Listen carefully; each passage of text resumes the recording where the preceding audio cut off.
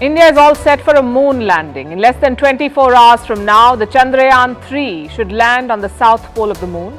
It will be a historic first, and the world is counting down, but they're only looking at this last leg of the journey. Tonight, we'll recap the years that have made these 24 hours possible. And we'll tell you why, if accomplished, this landing will be a game changer. Meanwhile, in South Africa, BRICS leaders have landed for a summit. No game changer is expected there. Too many divisions plague the group. In Canada, student visas may be capped. In Thailand, a fugitive former Prime Minister has landed to a hero's welcome and gone straight to jail. But there's more to it than meets the eye. In India, the government has launched a new car safety rating. We'll tell you why this is the need of the hour. Also, why America's weight loss obsession is fueling the economy of Denmark, and why Indian-American Vivek Ramaswamy is emerging as a Republican rising star. All that and more coming up. The headlines first. African Union suspends coup-hit Niger, saying suspension will stay until civilian rule is restored. Niger will be excluded from all institutions and activities of the 55-nation bloc. Its democratically elected president was overthrown in a coup last month. He remains under house arrest with his family. Russia says it has destroyed a Ukrainian military boat in the Black Sea. Last month, Moscow pulled out of the UN-brokered Black Sea grain deal. Since then, both countries have ramped up activity in the area. Russia claims to have thwarted a string of Ukrainian drone attacks on its warships. In Pakistan, 5 children and 2 teachers are trapped in a cable car. They've been stuck for hours, dangling above a ravine in Battagram. One child has been rescued. These children were on their way to school when the cable snapped. Army helicopters have been deployed for the rescue operation. Japan will release water from the Fukushima power plant into the Pacific Ocean starting this Thursday. It comes 12 years after one of the world's worst nuclear disasters. Japan insists the water is safe, but China and Hong Kong have imposed a partial ban on Japanese food products. And will homosexuals in Iraq soon face the death penalty? Lawmakers mull amending a 1988 anti-prostitution law. It would allow the courts to sentence LGBTQ people to death. Homosexuality is taboo in the country, but there is no existing law punishing it.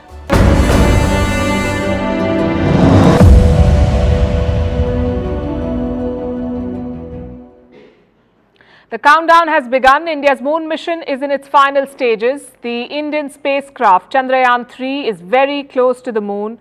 It is already sending pictures. Take a look at this.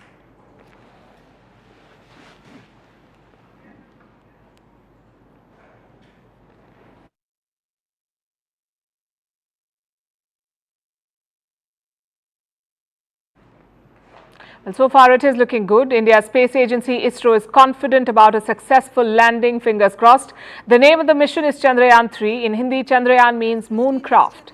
Now, this mission is largely a do-over. Almost 4 years back, India had tried to land a spacecraft. That mission too was called Chandrayaan. It was called Chandrayaan 2. It ended in failure. The spacecraft crashed on the moon. So how is the Chandrayaan 3 doing? It was launched almost a month back. No glitches so far. The mission is going as per schedule. We'll cover the landing live on First Post tomorrow around 6 p.m. IST, so make sure you don't miss it. Tonight, we'll tell you about the mission. Why is it significant? And how it could propel India's space program to the top. First things first, why is India doing this? What's at stake here? For starters, some serious bragging rights. If Chandrayaan 3 is successful, India will be the first country to land a craft on the moon's south pole. No country has ever done it. Yes, there have been other moon landings. The US, the former Soviet Union and China, they've all been to the moon. Most missions have landed here.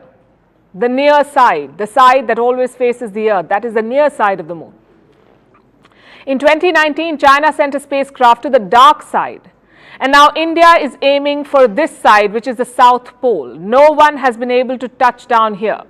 Russia tried to beat India to it, but they failed. The Russian spacecraft Luna 25 crashed on Sunday, so now India gets a clear shot at this landing. Let's also look at the journey so far. On the 14th of July 2023, the Chandrayaan 3 took off with a spacecraft. The Chandrayaan has two parts, a lander called Vikram and a rover called Pragyan. The rover is housed inside the lander. Upon landing, the rover will detach and conduct experiments on the moon. Now, the lander Vikram is named after Vikram Sarabhai, the father of India's space program. And right now, it's the Vikram lander that is preparing to land on the moon. The lander that crashed in 2019 was also called Vikram. So how is this one different? Well, the design is largely the same, but it's an improvement on the old one. Indian scientists took some lessons from the 2019 crash and they've tried to build a better machine. In fact, in 2019, India was very close to a successful landing. The Vikram lander got almost everything right, but when it came 1.3 miles above the moon's surface, something went wrong. The lander had 5 engines. One of them did not work the way it should have worked. The engine had higher thrust, so the lander was moving at a faster pace. The spacecraft tried to correct the speed. It tried to apply the brakes. But due to software glitches, the lander could not control its speed. So there was a hard landing and it crashed. Now this time ISRO has tried to fix the weaknesses. Vikram's landing legs are now stronger. It is carrying more propellant. There are additional solar cells for more power and better sensors to measure altitude. They've also changed the software. This will allow the lander to turn faster if needed. And what will it do once it lands? The rover Pragyan will come out. Then this rover will conduct a series of experiments. They'll happen over a period of 2 weeks, and this is uncharted territory. The south pole of the moon is a mystery. It is believed that this region has frozen water. India's mission could confirm that. And if successful, it could be a game-changing discovery. It throws open many possibilities, like enabling human settlements on the moon. The water bodies could also be a reservoir for fuel, for oxygen, for drinking water. Like I said, many possibilities here. It all hinges on the success of this mission. You'll have to wait until tomorrow to see how it goes, but either way, it is a win, we say. It is a win because just by launching, ISRO has pulled off the impossible.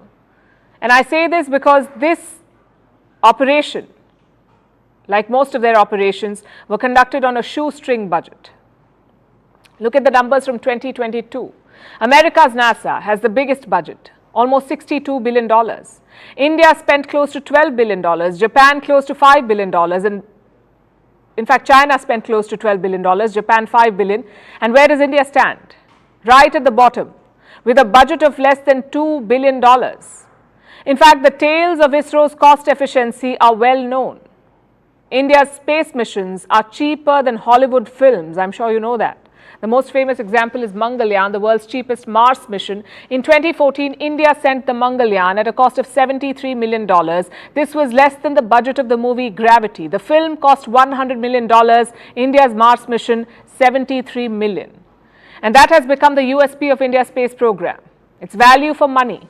And yet they keep setting bigger, more ambitious targets for themselves. The Chandrayaan 3 is the first step towards this, a bridge towards future missions.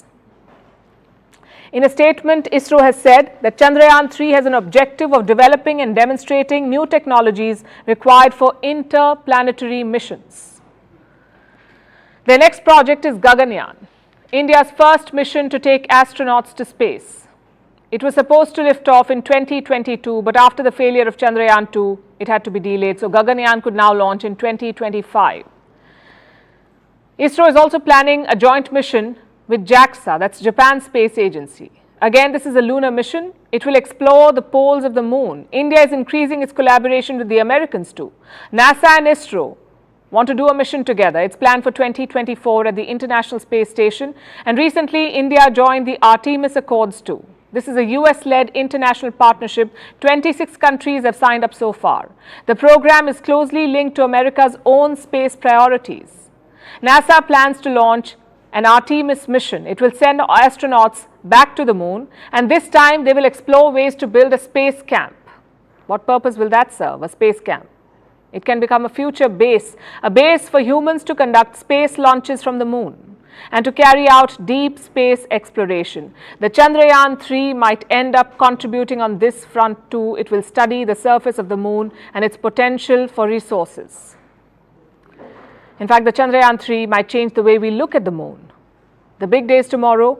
We're keeping our fingers crossed and hoping for the best.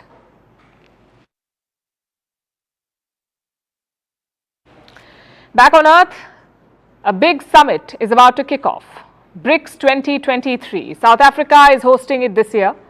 It's the first in-person BRICS Summit since 2019 and the stakes could not be higher. Prime Minister Narendra Modi of India landed in Johannesburg earlier today. He's taking part in the Business Leaders Forum. The next event is the Leaders' Retreat, sort of like a laid-back dinner. And then tomorrow, the summit kicks off.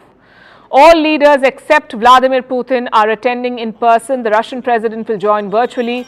As you may know, BRICS has 5 members: Brazil, Russia, India, China, South Africa, BRICS. But there are dozens of leaders in Johannesburg. South Africa, in fact, has invited around 69 countries. They are spread across Africa, Latin America and Asia. All of them have one thing in common. They are members of the Global South, the developing world. So what can we expect over the next couple of days? Well, the talks will focus on 2 major issues. One is expanding the bloc. The other is de-dollarization. These are important issues, but they're also divisive issues. Around 40 countries, 40 countries are interested in joining BRICS. I list out the major ones: Saudi Arabia, Iran, the UAE, Argentina, Ethiopia, Egypt, Kazakhstan. They all want to join. Why do they want to join? Well, some, like Iran, have no option. They've been shut out from the Western political and economic system. So they need an alternative, hence BRICS. For others, it's about opportunities. You see, BRICS countries make up 40% of the world population, 40 again, 40% of the population and around 25% of the global GDP. Put together, they offer you a lot, a huge market, a lot of investments, a big labor force. You get the idea. But not every member is eager about this expansion, like India and Brazil. New Delhi has called the expansion a work in progress. It wants to create a set of rules, like who can apply, what are the conditions, how much time could it take. Basically, India doesn't want expansion for the sake of it. But that's exactly what China wants. And they have a political motive here, to use BRICS to undermine the Western global order. So the problem is evident. India wants BRICS to stand for something, a multipolar world order. China wants BRICS to stand against something, the Western order. Now, these differences are unlikely to disappear soon. Also, rapid expansion could dilute the group's effectiveness. Just think about it. What will happen if you put Saudi Arabia and Iran in one group? Their interests simply do not align. So, expansion for the sake of it is dangerous. BRICS countries need to take time, evaluate and create consensus. That's issue number 1. Issue number 2 is de-dollarization. That was the whole point of BRICS. To be independent from the dollar, from New York banks and from Western systems. Now, there are 2 parts to de-dollarization. One is trading in local currencies. For example, India and Russia will trade in rupee and rubles. China and Russia will trade in rubles and yuans. It's a bilateral project. The second part is creating a common BRICS currency, one that will dethrone the US dollar. But again, members are divided. Russia and China are facing sanctions from the West. So they love the idea of a new currency. Well, India does not. New Delhi is keen on using local currencies, but not a common currency. Listen in. Trade and economic exchanges and discussions that have been a part of BRICS discussion have so far, in a major way, focused on how to increase trade in respective national currencies. The common currency discussions have several prerequisites before you can even talk about a common currency framework. It's all about motivations, you see. China and Russia want to knock off the dollar. For them, it's equally political and economic, but not for India. India's problem with the dollar is purely economic. We want to push the rupee, not decimate the dollar.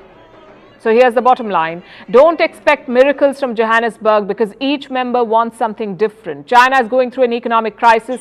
Russia has been pinned down by sanctions. So they need momentum from BRICS. But India and Brazil? Well, not so much. Both countries have been neutral on Ukraine. They're also hoping for more investments and trade with the West. It's a classic case of changing priorities. In the late 2000s, when BRICS emerged, it made perfect sense. The US was in recession, China and India were being called the next big thing, but more than 10 years later, the equation has changed completely. Russia is at war, China's rise is uncertain, and India is closely linked to the West. So while BRICS leaders discuss expansion, their real challenge is much more serious: finding relevance and direction.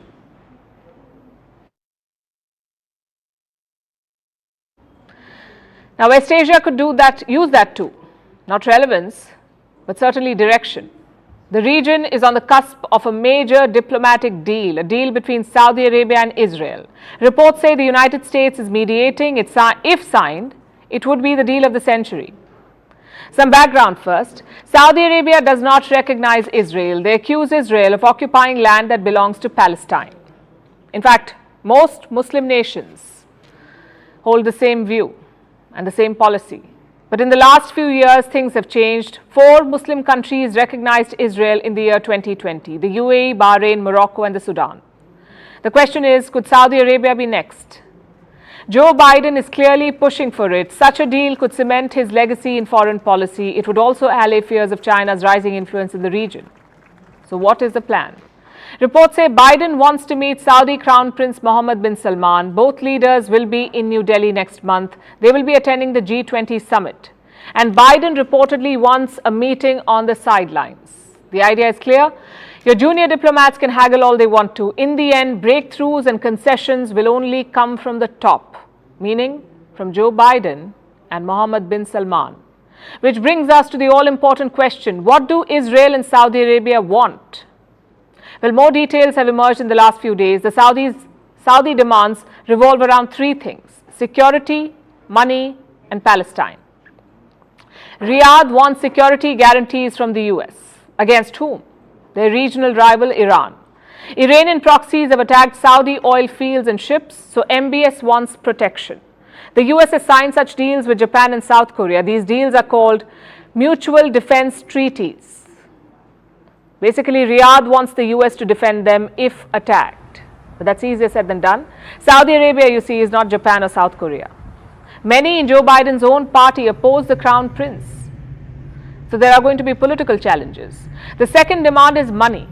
MBS knows that the oil taps will run dry at some point, if not today, then later. So he's preparing the kingdom for a future beyond oil. He needs technology for that. And luckily, Israel is a world leader in technology. MBS also wants America's help to build nuclear power plants, again for the same reason. If there is no oil, how will Saudi Arabia make electricity? MBS thinks the answer is nuclear power, and that's what they want. Demand number 3 is about Palestine. Saudi Arabia will be hoping for some concessions there, maybe more trade and investments for Palestine, or maybe a freeze on new settlements, something they can hold up to the Muslim world. So that's the Saudi wish list. Now to Israel. What do they want from this deal? What do the Israelis want? Well, the symbolism alone will be huge. Saudi Arabia is the cradle of Islam. It is the de facto leader of the Arab and Muslim world. If Saudi Arabia recognizes Israel, others could soon follow. So that's one win. Secondly, more security. Israel has fought 7 wars in as many decades, 7 wars in 7 decades, all of them with Arab powers. So security is paramount for them. I know this sounds like a win-win for all sides. Biden gets a foreign policy win, Israel gets recognition, and Saudi Arabia gets security and technology. They're all winning. Well, guess who isn't winning? Palestine. The world has largely forgotten their plight, especially the Muslim world. In 1967, Arab countries met in the Sudanese capital. This was after the Arab-Israel war. They passed the Khartoum resolution. It talked about 3 no's: no recognition of Israel, no negotiations with Israel, and no peace with Israel. But look at how things have changed. Forget peace and recognition. Arab countries are now partners with Israel. How did that happen? Well, Palestine used to be an emotional issue for the Arab world. It was not a geopolitical issue. It was an emotional issue. It was an issue of brotherhood. But that's not the case anymore. Around 60% of the Arab population is below 25 years of age. They're too young to know the history, perhaps, of the wars, of the Nakba, or the occupation. They may have read about Palestinian suffering, but they don't feel as strongly about it. And even if they do, expressing isn't really an option. Most of them live under autocratic regimes. Activism, even for Palestine, is not encouraged. But suppose you want to make a difference. Suppose you want to help Palestine. Who would you talk to? The leadership is split between the Palestinian Authority and the Hamas. Quick note, the Palestinian Authority is based in the West Bank, the Hamas rules over Gaza. They're radical and violent, a bit like diplomatic kryptonite. And the Palestinian Authority? Well, they're outdated. Their last elections were in the year 2006. Their president is Mahmoud Abbas. He's 87 years old. He's been president since 2005. So this is not exactly vibrant leadership. The truth is, the world has moved on and left Palestine behind. That is a sad reality. Arab countries picked politics over principles, and in the process, they abandoned Palestine. And don't get me wrong, we are not saying do not recognize Israel. Israel is a powerful and proud country. It deserves to be recognized. But so does Palestine. The world promised to recognize both these countries around 7 decades back. Well, one of those promises has been forgotten. Vantage continues after a short break.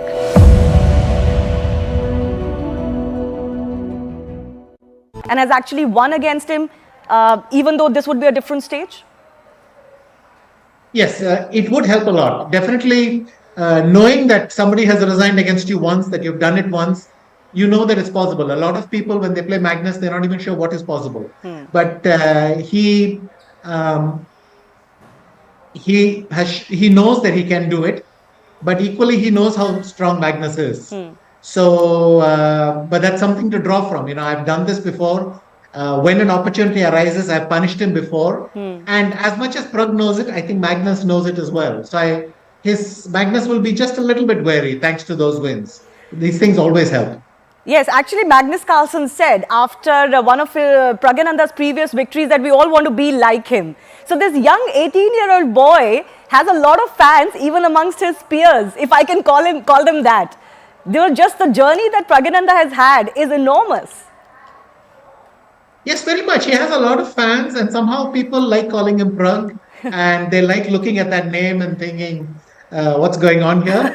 I can add that there was a joke that he's a new Indian, but he's still got Anand in his name. Oh. So, but anyway, he's actually very popular. He has many fans, and most of the top players think of him very warmly as well. On top of that, you only have to see his mother and his sister, and you root for the whole family. It's Absolutely. very touching. Absolutely. Anand, I did want to touch upon the fact that you talked about Magnus Carlsen, that you've punished him in the past, but you did lose your World Chess Championship title to Magnus Carlsen. What would be, have you first of all spoken to Prag at all and shared any tips?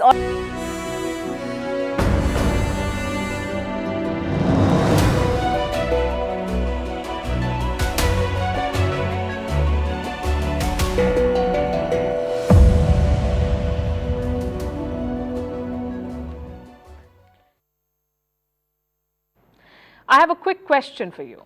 Which 3 things do you associate with Canada?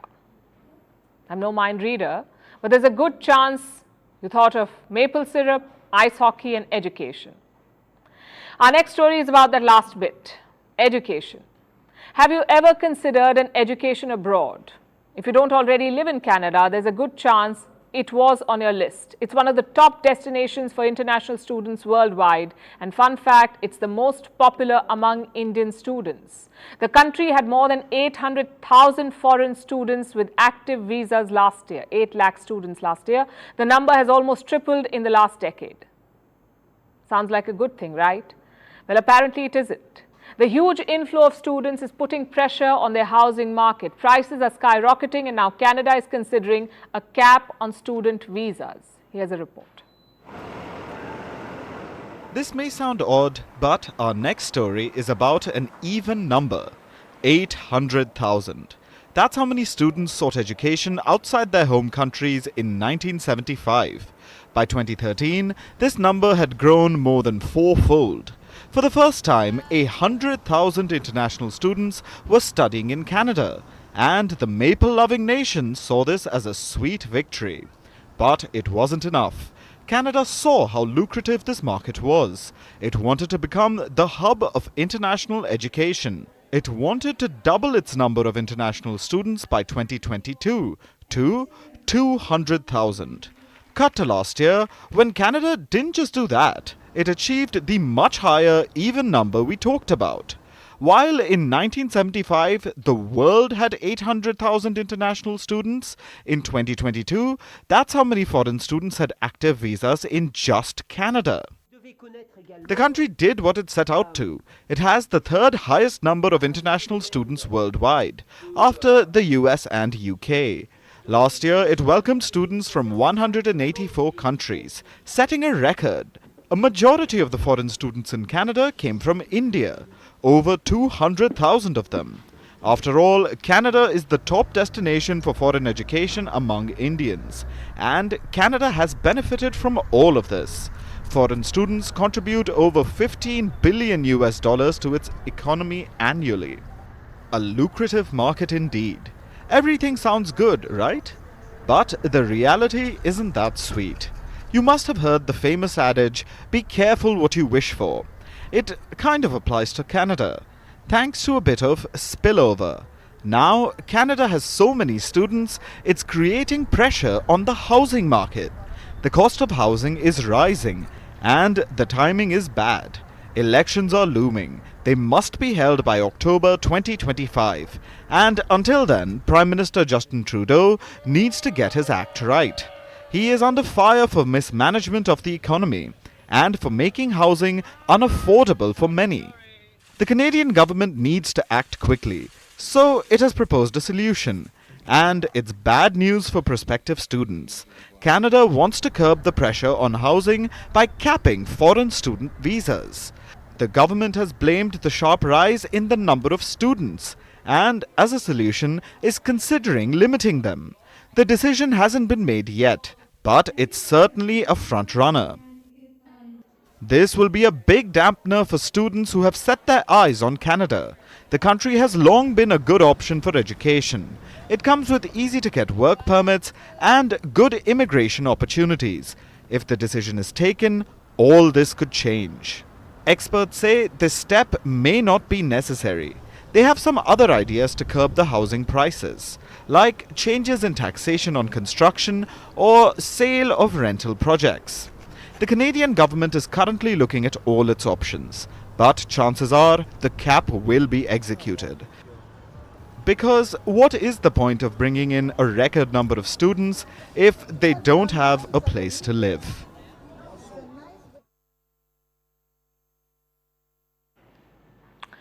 Now let's look at Thailand. The Southeast Asian nation got two prime ministers today. One was elected by the parliament after months of stalling. They had an election in the month of May, but a big number of their parliamentarians are appointed by the army, and these members stalled the selection of a prime minister. Today it finally happened. But this is not the prime minister the country is focusing on. Today an old face returned to Bangkok, their former prime minister Thaksin Shinawatra. He's back after 15 long years. He was in a self-imposed exile, and he has ended it. Shinawatra boarded a private jet in Singapore and landed in Bangkok, and within hours surrendered himself to Thailand's Supreme Court. We'll get to why in a bit, but first let's look at his return and the reception that he got. His supporters were ecstatic. Red shirts lined Bangkok streets. That's the color of Shinawatra's party, the Pheu Thai party.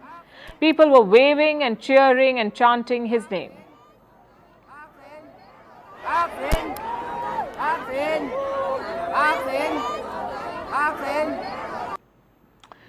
Now, this is a man convicted of corruption, a fugitive politician, but today he was treated like a rock star. I'm delighted. I've been thinking about him all this time, no matter which land he was in, where he was. I love only Thaksin. I'm so glad that he's back. I wanted him to return ages ago because I love him so much, so genuine that I feel like he's a second father to me. And he knew how to play to the gallery. As soon as Shinawatra stepped out of the airport, he took a knee. He bowed and offered tributes to a portrait of Thailand's king and queen. That's right. The first thing Thaksin Shinawatra does upon his return is pay his respects to the royal family of Thailand. It's dramatic. It's also an astute political move because it's exactly this attitude that just secured his party Thailand's prime ministership. Remember what I said at the beginning of the story. Thailand got 2 prime ministers today. Shinawatra's party is called the Pheu Thai Party. Their candidate, Srettha Thavisin, is now the prime minister designate. The decision has come after months of deadlock, and they did not even win the election. The winners were another party called the Move Forward Party. They got the highest number of seats. They had a progressive agenda. They challenged Thailand's military and monarchy. Perhaps they're paying the price for that, because challenging the monarchy is dangerous ground in Thailand. The country has strict, archaic laws about respecting the royal family, and the Move Forward Party wanted to change this. The last government in Bangkok was backed by the military. They were never going to let this anti-monarchy party come to power, so they disqualified the prime ministerial candidate and stalled the democratic process. It's this deadlock that Shinawatra's party, the Pheu Thai Party, exploited. They got the second highest number of seats. Now here's the twist. Initially, they had formed an alliance with the Move Forward Party. They were alliance partners. But when they saw it wasn't going anywhere, they pulled out. They cobbled together a new alliance with pro-military parties. And today they won the prime ministerial nomination. This was pure political opportunism. It has left some of their supporters unhappy. But others understand that it's pragmatic.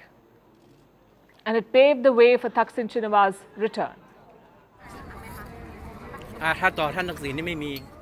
I don't have ill feeling towards Thaksin, but I do feel somewhat disappointed with the Pheu Thai Party.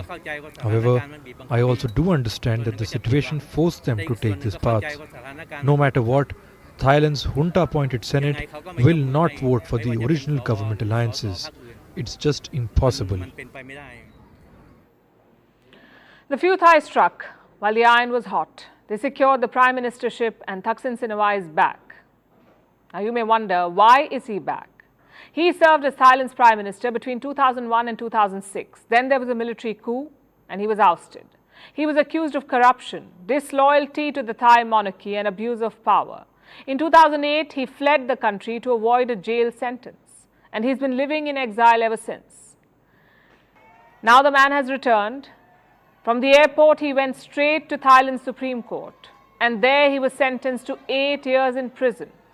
This on a day when his party's candidate is chosen as the next prime minister. All of this sounds suspicious, and that's because it is. There have been rumors about a deal between his party and the military. Shinawatra is expected to get a light sentence considering his age. He's 74 years old, but he may be exploring an easier way out, securing a royal pardon. One word from Thailand's overly powerful monarch will spell the end of all his problems, which explains what he did at the airport, the elaborate act of worship, the tributes to the royals. It seems like an episode of Game of Thrones. Betrayal, puppet lawmakers, a return from exile, and swearing fealty to a king. But this is not fiction. This is Thailand in 2023, a country caught in medieval politics and a leader making the most of it.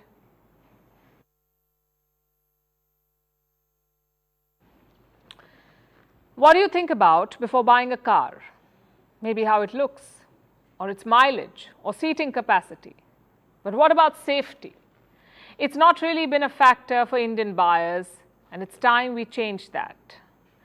India is the third biggest car market in the world. Around 3.8 million vehicles are sold every year. Great numbers, yes. But the road accident numbers are quite the opposite. India reports 47 accidents every hour. 47 every hour. Put together, they claim 18 lives. That's 18 deaths every hour because of road accidents. So statistically, India's roads are among the most dangerous in the world. How do we fix that? Well, the government is focusing on car safety. Safer cars equal fewer deaths. A new national safety rating has been created. It's called Bharat NCAP. NCAP stands for New Car Assessment Program. I know it sounds complicated, but it's basically a crash test. Let me explain how it works. Car makers can sign up to get Bharat NCAP rating. It's not mandatory. Auto companies can choose to do it or not. But once they sign up, they're tested on two things. One is structural integrity, like how strong is your car's cabin? How big a crash can it survive? The second thing they test is passenger protection levels. Basically, how safe will you be if your car crashes? You may have seen these tests online. Cars are purposely crashed in multiple angles, like front first or side first. The idea is to see what the impact is. And based on the result, each car gets a rating. It's between 0 stars and 5 stars. 0 obviously is the worst rating, 5 is the best. Now, just to be clear, these ratings do not impact sales. Even if a car gets 0 rating, it can still be sold, provided you're willing to buy it. Now, you may ask, what's the point then? Why test these vehicles and give them stars? Well, for two reasons. One, it gives customers an idea. Say you prefer safety over everything else, then chances are you will prefer cars with a higher rating, maybe 4 or 5. And secondly, it improves the credibility of Indian cars. If you want to export, credibility is very important. Now look at these numbers. In 2021, India exported 400,000 passenger cars. In 2022, it increased to 570,000. That's a 42% increase in exports. How do you sustain this growth? By making better cars, not just in terms of features and looks, but also in terms of safety. It's one area where Indian cars have fallen behind. In global crash tests, most Indian models have scored poorly. I have a list for you. Maruti Suzuki Wagon-R scored 1 star. The Swift scored 2 stars. The Hyundai i10 also 2 stars. Creta and Kia Seltos, both 3 stars. Now these are some of the best-selling cars in the country. Yet their safety rating is poor. What explains this?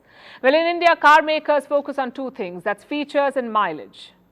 Safety has always been a secondary concern. It's also an expensive concern.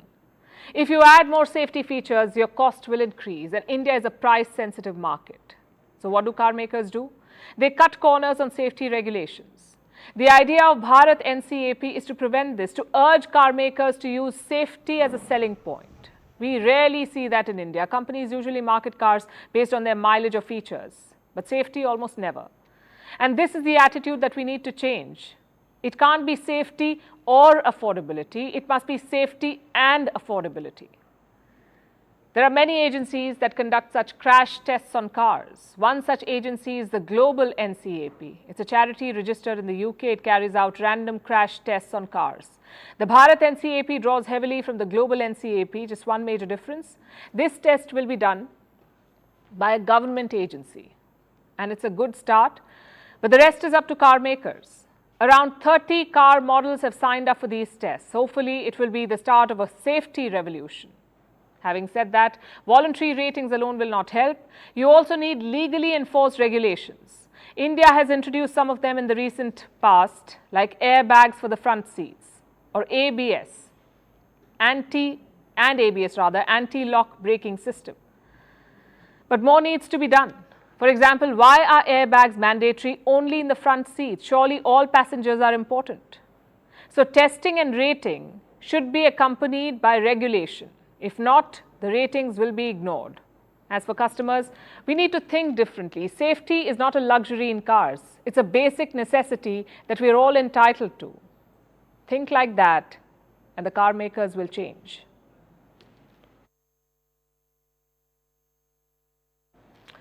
Well, safety is everything, whether you're buying a car or taking a medicine. But in America, some drugs have turned into an obsession, so much so that they're altering the economy of Denmark. Sounds complicated. Let me explain. How are drugs in America altering the economy of Denmark? The drugs we're talking about are called Ozempic and Wegovy. Now, they're used to treat diabetes, but Americans are taking them to lose weight. There's a big surge in demand, and it's benefiting just one company, Novo Nordisk. This is the company, it makes both the drugs, Ozempic and Wegovy. Novo Nordisk is a Danish company. It was already Denmark's largest, but now this company has become bigger than Denmark's economy. Novo Nordisk is valued at $413 billion. And what is Denmark's GDP? $406 billion. So one company is bigger than the entire country's economy. How did this happen? It happened thanks to the unprecedented demand from America. The sales of these drugs are booming. Doctors are prescribing them in growing numbers. Diabetes patients were already taking them, they still do. But now there's a whole new customer base for these drugs. It's made up of people seeking weight loss. A study claimed that these drugs can help in weight loss, and a new market opened. People started lining up for these diabetes drugs, and this led to serious shortages. In many places, the medicines were out of stock. Diabetes patients who needed the drugs were unable to get them, and this led to panic. It was good for the business though. Projections say the demand will remain high for the foreseeable future, and this will push up the profit margins. Novo Nordisk expects profits to grow by 37% this year. In the first 6 months, the company raked in $7 billion in pure profit, and even Denmark is benefiting from all of this. The company is bringing more dollars to Denmark. It sells the drug to America. It earns payments in dollars. These dollars then come to Denmark. The company converts them into local currency. It's called the Danish kroner. And thanks to this trade, its value has improved dramatically. The dollar inflow became so high that the Danish bank had to step in. It has lowered interest rates just to stabilize the currency. And this has had a trickle-down effect on other banks. It's a good time to borrow in Denmark. The central bank is keeping interest rates low, which means cheaper home and car loans. And remember, all of this is happening thanks to one company and two drugs.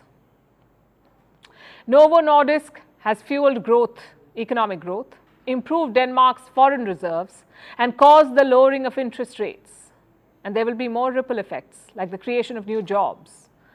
Denmark, like I said, is benefiting from all of this, although it's not a new phenomenon for the Nordics.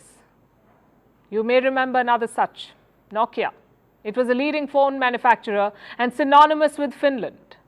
Before the smartphone era began, buying a phone meant buying a Nokia. There was a high demand for Nokia phones. At its peak in the year 2000, Nokia accounted for 4% of Finland's economy, more than a fifth of its exports, and 70% of Finland's stock exchange. Nokia played a big role in Finland's growth. From 1995 to 2007, Finland's GDP rose by 55%, all because of Nokia's dominance in phones. So Finland rode the success of Nokia for over a decade, but the launch of the iPhone changed everything. iPhones took over the market in the 2010s. They ushered the smartphone era. Nokia failed to catch up. It did not innovate. Today, all phones feature the touchscreen that Apple pioneered. And Nokia barely has any presence in this market.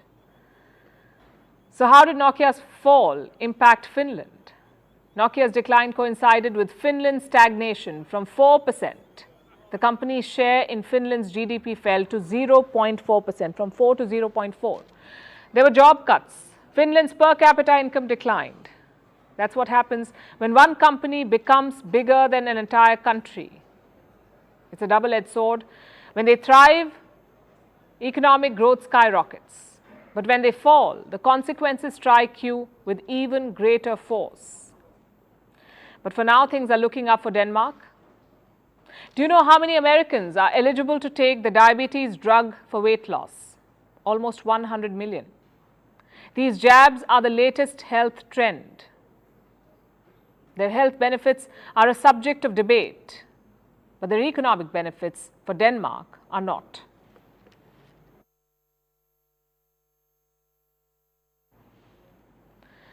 And now let's talk about the United States. America will head to polls in about 14 months. It could easily be a 2020 repeat. The obvious choices are Joe Biden and Donald Trump.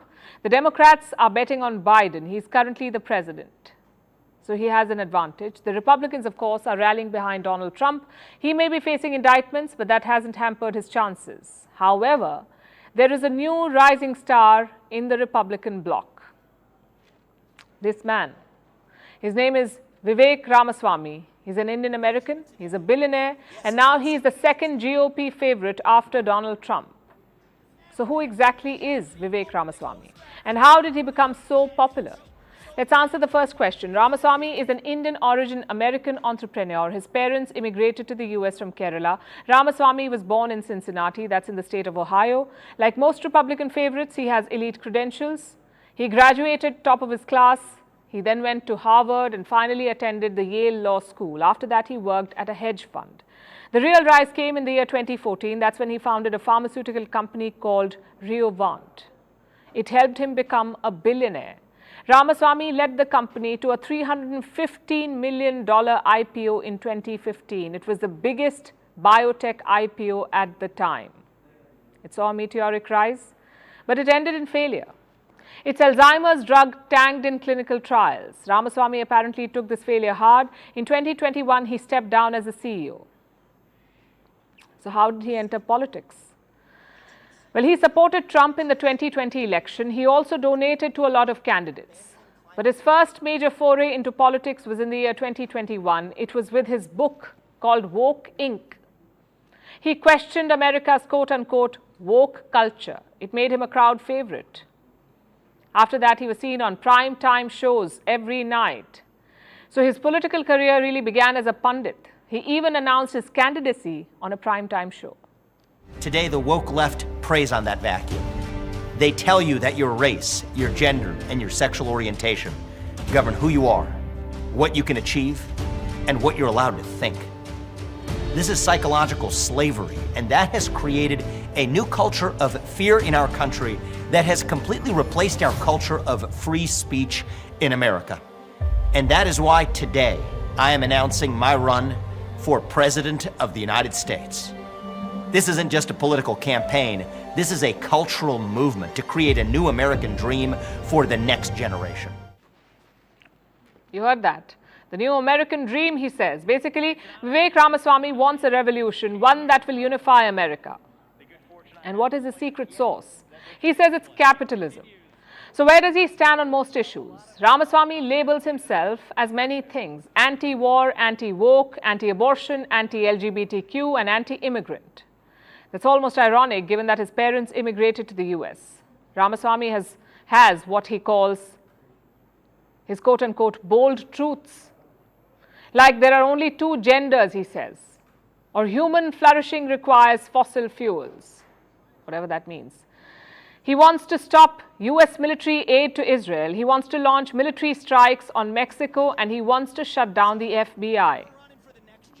He's nothing if not controversial. His critics have a lot of things to say about his strident views.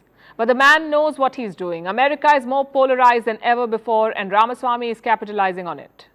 He was a fledgling pundit last year. This year, he's a prominent GOP candidate. Guess who has already endorsed him? Elon Musk. But he's nowhere near Trump, although he's targeting Trump's core audience. I am in a presidential primary running against that individual, Donald Trump. But what I'm about to say has nothing to do with Donald Trump and everything to do with the integrity of an election and the integrity of a self-governing democracy. So I don't care whether you root for Trump or whether you don't. If you root for the integrity of our constitutional republic, then you need to be on the side of being really clear. We cannot have politically empowered prosecutors eliminating the opposition of a ruling party using arrest power. He wants to divide the so-called MAGA vote, MAGA, Make America Great Again. That's been Trump's rallying call, but Ramaswamy's style is different. His policy has Trump-induced orthodoxy, but it's peppered with liberal ideas. Take his campaign video, for example.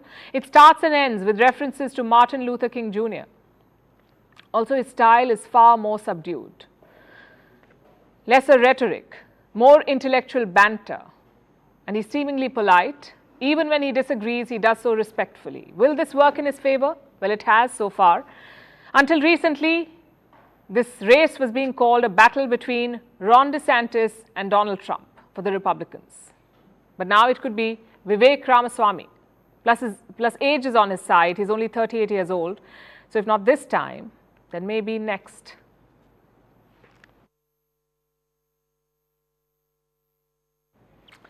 Norwegian chess player Magnus Carlsen became a grandmaster in the year 2004. 16 months later, R. Pragnananda was born in India. Today, the world watched with bated breath as the two battled to win their first FIDE World Cup title in Baku. The 18-year-old boy wonder against the 32-year-old world number one. Both players agreed to a draw today, leaving two more nail-biting rounds. But to most people, it's not about who wins really. Pragnananda has already made history. In his run to the final, he beat both world number 2 and 3 and assured his place in the 2024 Candidates Tournament. So who is this chess powerhouse and what is his story? Our next report tells you. This is Nagalakshmi, mother of Indian Grandmaster R. Pragnananda, the 18-year-old from the chess-crazy southern state of Tamil Nadu. Nagalakshmi always accompanies him to international tournaments, quietly standing in the background, as he made headlines across the world. But recently, Nagalakshmi is the one who went viral. She was seen with tears of joy rolling down her face, and for good reason. Her son had just created history. In a sudden death, he defeated Arjun Erigesi and entered the semi-finals of the FIDE World Cup in Baku. He's only the second Indian to ever do so. The first was Vishwanathan Anand 21 years ago. But Pragnananda isn't new to making history. Fondly known as Prag, growing up he was called one for the future, the OG child prodigy. He began playing the game at the age of 3 and grew up in the shadow of his sister, who was a local chess champion. His entire family was dedicated to helping him become a world champion. By age 7, Prag became a FIDE master. It's the third highest title for a chess player. But his true rise to fame began in 2016, when he became the youngest international master at the age of 10. After which, there was no stopping. At the age of 12, he became a grandmaster, the second youngest player to do so at the time. He reached the 2600 mark in ELO rating, a widely used ranking system, at the age of 14, another world record. It was clear that this genius sprout from India was taking the world by storm. Wait, not only that, he was also taking on the biggest players in the world, like world number 1 Norwegian chess player Magnus Carlsen. Prag defeated him, making sporting headlines across the world. Now Prag is blitzing through the Baku World Cup, and once again he sat across Carlsen today, eyed the juggernaut, and the players were enveloped in a nail-biting game. After 35 moves, they agreed to a draw, leaving 2 more rounds of enthralling moves. Which is kind of metaphorical if you think about it. It hardly mattered who won, because here's the bigger picture. Prag is already assured a place in the 2024 Candidates Tournament, which determines challengers for the World Chess Championship. He's leading the charge of how the world chess order is changing and putting India back on the map. He's one of the most ambitious chess players of this generation. It's clear that there's no stopping him. In fact, he's only getting started. What an inspiring story to wrap with. And now it's time for Vantage Shots, images that tell the story. Starting with Spain, their football team came home to a hero's welcome. Players danced with fans and celebrated their historic win. In Germany, some of the world's best mountain bikers are taking their skill to new highs. Their backflips will leave you in awe. And NASA has released images of the Ring Nebula. It shows the final stages of a dying star. You don't want to miss this. And finally, we're taking you back in history. On this day in 1998, massive protests broke out in the Sudanese capital of Khartoum. This happened after UK Prime Minister Tony Blair, he was then the Prime Minister, he supported US military strikes in Sudan and Afghanistan. Protesters hurled stones at the British Embassy and tore its national flag to pieces. We're leaving you with that. Thank you for watching. We'll see you tomorrow.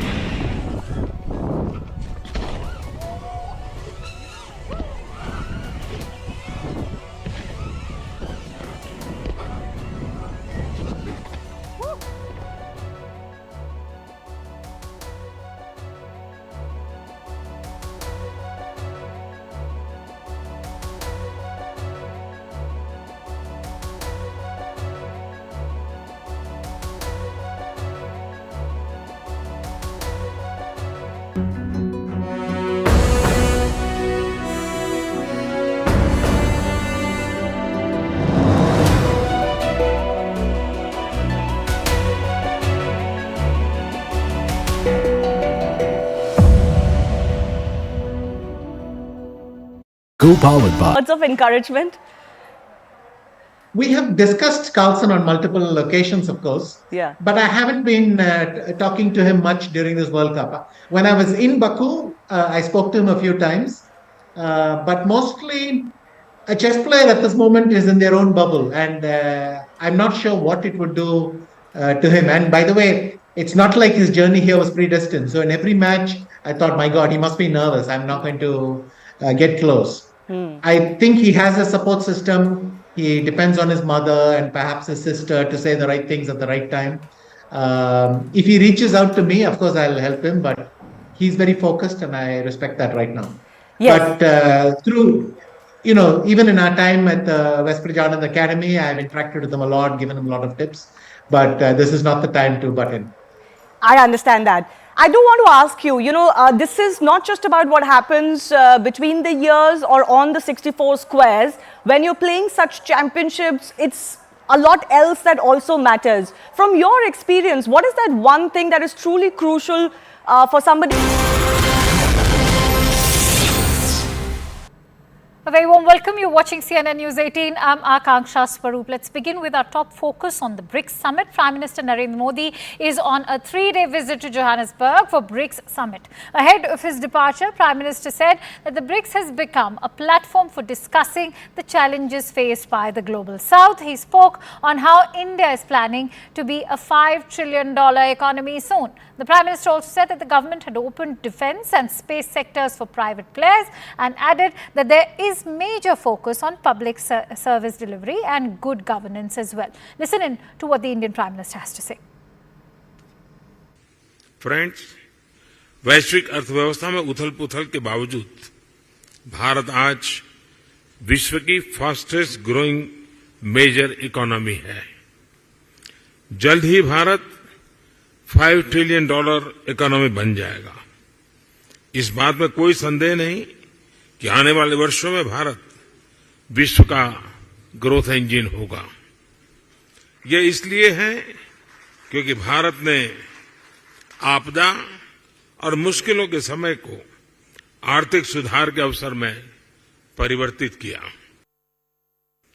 आज भारत में street vendor से लेकर बड़े-बड़े shopping mall तक UPI यानी unified payment interface का इस्तेमाल किया जाता है।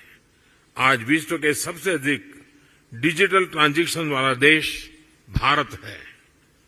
यूएई, फ्रांस, सिंगापुर जैसे देश इस प्लेटफॉर्म के साथ जुड़े हैं।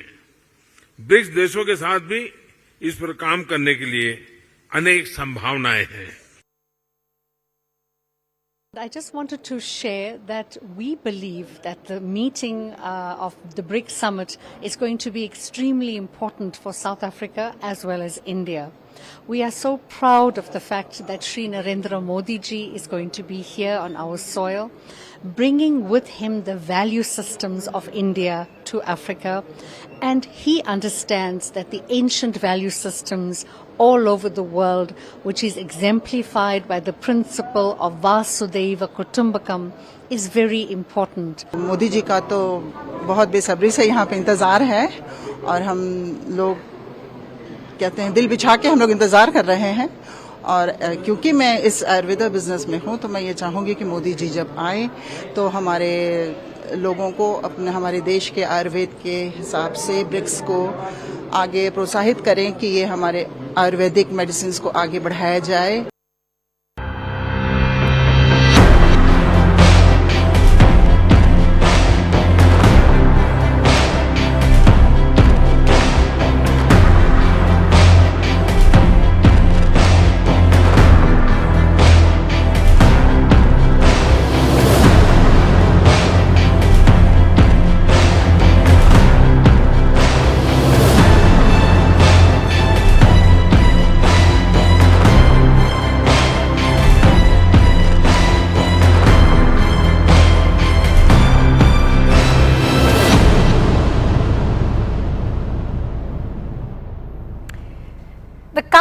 to touchdown has begun. Chandrayaan 3 is now gearing up for moon landing in just a few hours from now. India is all set to make lunar history. The spacecraft that carries the hopes of not just the Indian Space Research Organization, but also of the million Indians, is now scheduled to land on 23rd of August at 6:04 p.m. on the lunar surface. Prayers, Havan, all have been conducted in several parts of India. And government sources are now revealing to CNN News 18 that Prime Minister Modi is likely to virtually join the Chandrayaan team during the landing. Here's more. Could you please explain our viewers right from the scratch, from launch to the soft touching that is going to take place tomorrow? Chandrayaan 3, as you know, on July 14th, it was lifted off by GSLV launch vehicle, and it took around the orbit of the Earth. It did not directly went to the moon because the fuel that is required to take any satellite to moon will be huge, and also the expense will be multiple. So in order to reduce the cost of the mission, and also non-availability of the very strong rocket, right, which can directly take the satellite to the moon. So it was thought of taking satellites many times around the Earth, and using the Earth's gravitation, the satellites increases its velocity and reaches the lunar orbit. So after it gets captured by the by the moon, right? It goes around in many orbits, and it slows down itself. And it has reached about the closest orbit, that is about 25 kilometers in altitude. So once it has reached its final orbit around the moon of 25 kilometers, it will stabilize itself.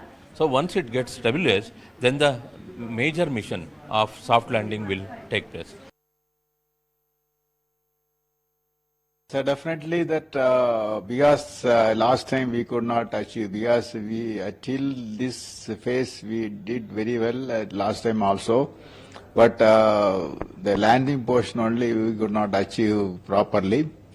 So definitely that's what this time it's a very anxious moment. Everybody is working, looking it very anxiously for this event to happen. And I am sure that this time it will be a grand success. 30 kilometre की altitude या height से lander नीचे की ओर चंद्र की सतह पर जाने का प्रयास करेगा 23 अगस्त को। लगभग 157 बाय 167 किलोमीटर की कक्षा में था। वो अभी 113 बाई 113 की ऑर्बिट में घूम रहा है, और उसको 100 बाई 30 किलोमीटर की ऑर्बिट में जाने के बाद 23 अगस्त को 30 किलोमीटर की ऊंचाई